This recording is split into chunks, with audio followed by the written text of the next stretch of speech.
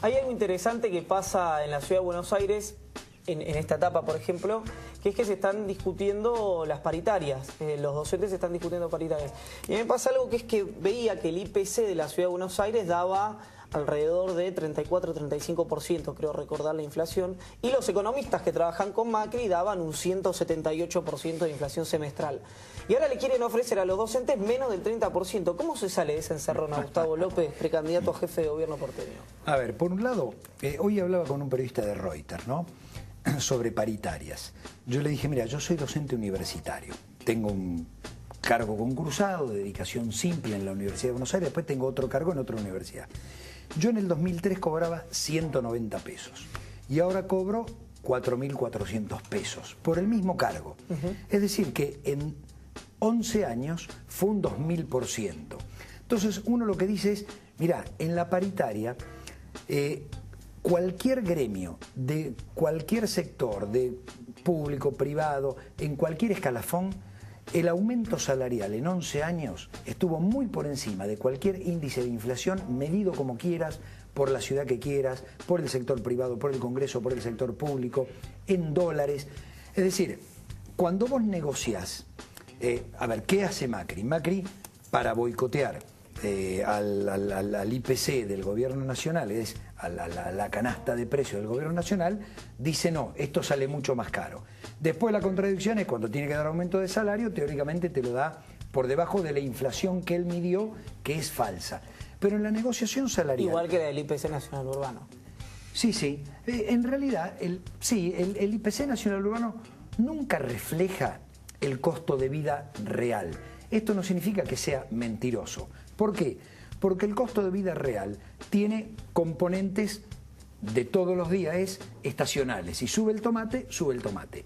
Cuando se hace el índice de precios, hay una regla que evita las subas estacionales para que dé algo más o menos real. Pero esto es siempre, es decir, hace 15 años, 20 años, todo el mundo también se quejaba, no es el costo de vida, no, el costo de vida refleja una cosa y el aumento de precios, como es una constante, te va a reflejar un promedio. Entonces, depende de qué compres, el promedio se asemeja o no.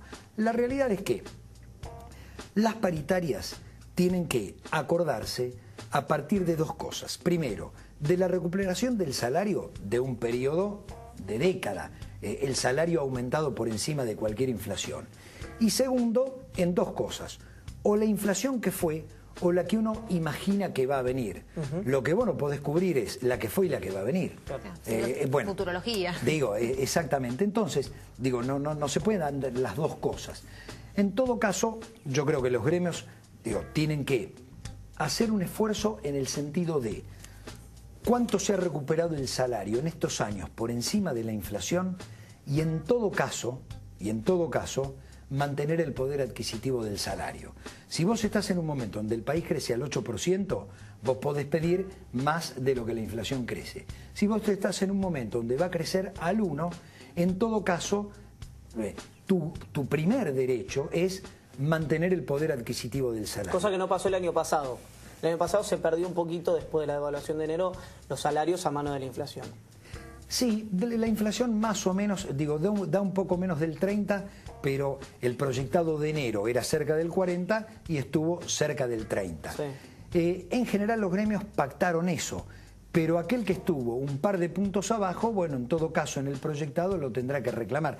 Pero a lo que voy es, me parece que en un momento determinado donde la economía del país está bien, está sólida, pero va a crecer poco respecto de los años anteriores, como mínimo hay que discutir mantener el poder adquisitivo. Y me parece que esa sería la base de discusión. Aquel que pide el 50 sabe que le van a decir que no, porque es imposible, porque no respeta ningún índice. No, por supuesto. Bueno, entonces me parece que, si la discusión es racional, yo creo que este año estamos en todo bastante más cerca que lo que fue el año pasado, donde habíamos tenido una corrida cambiaria y bancaria en el mes de enero, que había disparado una devaluación del 20% y una suba de precios que parecía que podía llegar a ser del 40% porque se había marcado enero el 3.7%.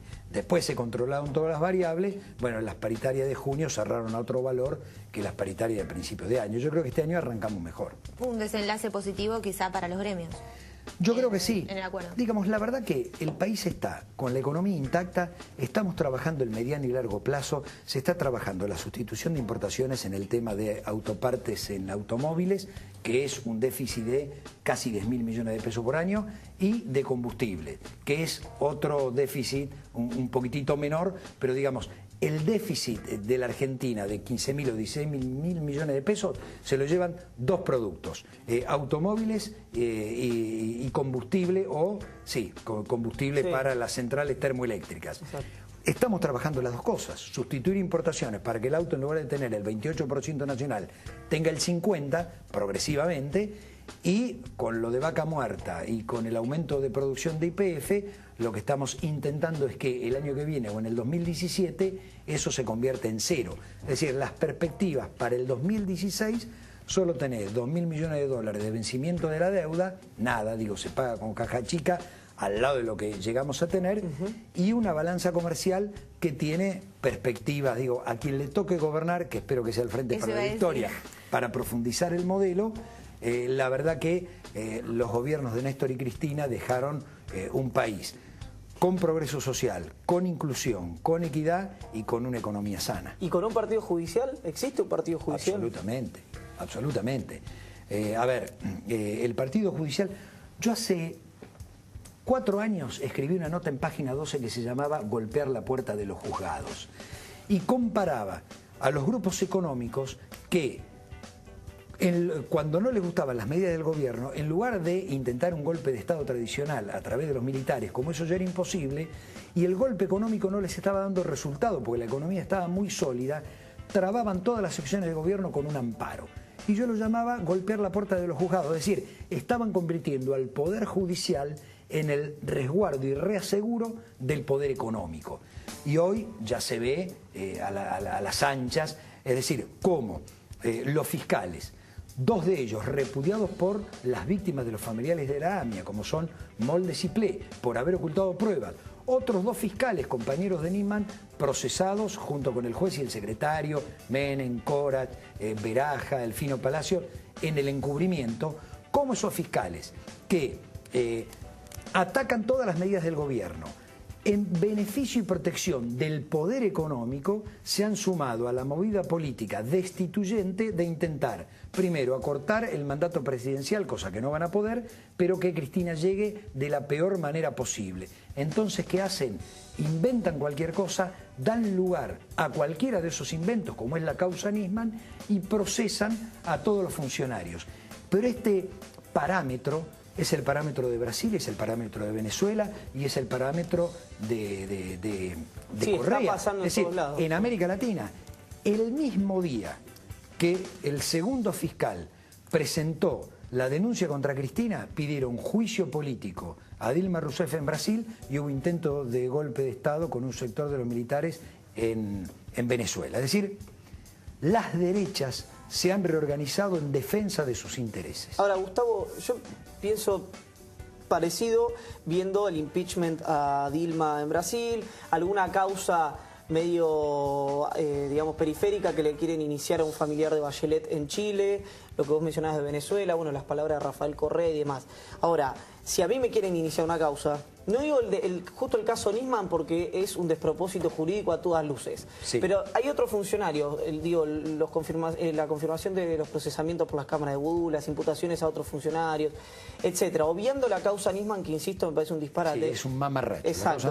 Pero digo, una causa política. El resto de las causas, si a nosotros nos quieren, no sé a ella, pero a mí seguro, si nos quieren buscar algo para imputarnos, no lo van a encontrar. Aunque una imputación y un vaso de agua en Argentina no se le niega a nadie, algo, si querés buscar y encontraste algo, es porque había algo.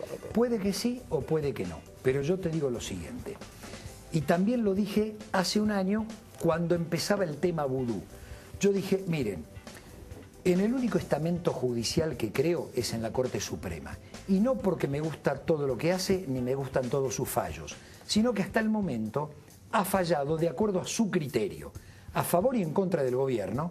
Digo, hay fallos que no me gustaron, pero los acatamos, y a favor y en contra de los grupos económicos. Es decir, uno no puede decir que la Corte, con la composición anterior, con los 7 miembros, era una Corte que actuaba en favor de los grupos económicos. Actuaba tal cual le parecía que tenía que actuar. El resto tenía fueros buenos, fueros vanos, juzgados buenos, juzgados malos. Pero en general, en el fuero civil y comercial, en el fuero federal y en un sector del contencioso administrativo había una protección brutal con el poder económico. Y había un inquina especial con la política. Y yo decía, si la causa AMIA, en 1994, y por 10 años, nos dijeron que había sido Rivelli, y después la Cámara dijo, perdón Rivelli, todo es falso, ¿por qué voy a creer en todo lo demás? En todo caso, hay un proceso, hay una presunción de inocencia, y si la Corte o Casación los terminan condenando, el que roba debe ir preso, ¿sí? Pero en principio, yo sospecho lamentablemente de los jueces, hay mucha política, no me cierra la causa Chicone tal cual está planteada, realmente no me cierra, pero bueno, que la justicia termine decidiendo en las instancias más importantes porque está muy contaminada. Si son los mismos fiscales y los mismos jueces que fueron a la marcha y que están apuntando a todos los funcionarios del gobierno en favor de los grupos. Lo que digo es, presunción de inocencia, independencia del Poder Judicial, que llegue a las máximas instancias y ahí se definirá. ¿El 1 de marzo habrá una respuesta política al partido judicial? No, habrá una respuesta política a todos los sectores que intentaron desestabilizar al gobierno, producir en principio un golpe de Estado que algunos denominaron blando en el sentido porque no es tradicional, pero claramente fue un intento de golpe de Estado, que de hecho no sabemos cómo ni por qué, pero costó la vida de un fiscal y esto es lo que la justicia tiene que investigar. Y nosotros, digamos, así como un sector de la población, más allá de la muerte de Nisman, se pronunció en contra del gobierno el otro día, va a haber un sector de la población que se va a pronunciar en defensa de la presidenta, del modelo, de las conquistas y de la profundización del modelo. Es parte de las reglas de juego de la democracia. Por suerte los que se pronunciaron el 18 de febrero lo hicieron con respeto, lo hicieron en silencio y sin desmanes, y nosotros vamos a hacer lo mismo. Yo creo que lo que hay en juego en la Argentina son dos modelos. Ya no alcanza a ser peronista, radical, digo, hay peronistas, radicales y socialistas en el campo nacional y popular que lidera Cristina. Y hay peronistas, radicales y socialistas en el campo neoliberal conservador. El tema es cómo te parás frente a los fondos buitres, frente a la renegociación de la deuda, frente a las jubilaciones privadas o a las públicas, frente a la ley de medios, monopolios o no monopolios, digo, frente a los derechos humanos, impunidad, indulto, ¿sí? Digo, pacificación o, digo, todo falso, o terrorismo de Estado y juicio y castigo en la justicia. Digo, esas son las grandes divisorias de agua. Yo estoy en el campo nacional y popular y queremos acompañar a Cristina, que lidera, y que luego de decidido el candidato ganemos la elección contra Macri o Massa o el UNEN, que representan el menemismo pero atendido por sus dueños. Esto es volver al 54% de pobres. Es decir, a mí me encantaría que ellos vengan a discutir cómo planean resolver cada uno de los desafíos de la economía, de la cuestión social. Cuando Macri dijo, hay que pagarle a los buitres, bueno, uno dice, bueno, estas son las diferencias. Nosotros nos mantuvimos firmes, el país no solo no se cayó, acaba de hacer acuerdos por miles de millones de dólares para realizar obras de infraestructura y Macri endeudó en 2.500 millones de dólares la ciudad de Buenos Aires para no hacer ninguna obra importante. Gustavo, la última muy cortito, que estamos ya en el estribo del programa. Si es, igual te voy a hacer una pregunta medio difícil de responder cortito, pero si obviamente Scioli y Randazzo son hoy los que están punteando en las PASO del Frente para la Victoria o de cara a las PASO. Sí. Si es Scioli, hay un sector del kirchnerismo que dice no estoy tan convencido. Y hay otro que dice, si gana Scioli las PASO, saludo uno, saludo dos, vamos a traición. Uno forma, primero, las reglas de la democracia te dicen que vos votás al candidato que más te gusta y después apoyás al candidato que ganó porque por eso formás parte de un colectivo. Así que nosotros, como forja dentro del Frente para la Victoria, si tenemos que decidir, vamos a decidir por el candidato que más nos guste. Si ganamos estaremos más contentos y si perdemos apoyaremos al candidato del Frente para la Victoria que haya ganado, porque esas son las reglas de la democracia. La ciudad, no me lo preguntaste, pero quiero decirte, está a punto, yo creo que el Frente para la Victoria tiene la oportunidad de recuperar el segundo lugar, para eso es imprescindible ir a las PASO. Y desde mi punto de vista hay que ir a las PASO, movilizando la riqueza del kirchnerismo, que es su variedad, y la militancia. y las PASO deben ser a jefe de gobierno, a legisladores y a comuneros. Porque si no movilizamos todo eso, y sí lo van a hacer los otros dos grandes frentes electorales, podemos volver a salir terceros. Este es mi humilde punto de vista. Yo quiero competir en las PASO, estoy armando con otras fuerzas políticas dentro del Frente por la Victoria y queremos, entre compañeros de un mismo proyecto, porque de esto se trata también la riqueza, digo, todos somos amigos porque estamos en el mismo proyecto nacional, que tengamos distintos candidatos en cada barrio para que sea el pueblo el que haga ese armado que nos representa a todos. Y la respuesta es la misma, quiero ganar. Y si pierdo, levanto en andas al que gana y salgo a hacer campaña con él, porque lo que queremos nosotros es tener una ciudad justa, equitativa, equilibrada, más igualitaria que lo que es ahora. Gustavo, muchísimas gracias. A ustedes. Gustavo López, precandidato a jefe de gobierno porteño por el Frente para la Victoria. Hoy, para el que no lo sabe, se oficializó que Graciela Ocaña y Martín Lustó van a competir también en una interna. De eso también hablaba Gustavo López. Anita, Un Cecilia, placer, como siempre. hasta mañana. Hasta mañana y sigan en la continuidad de la programación de CN23.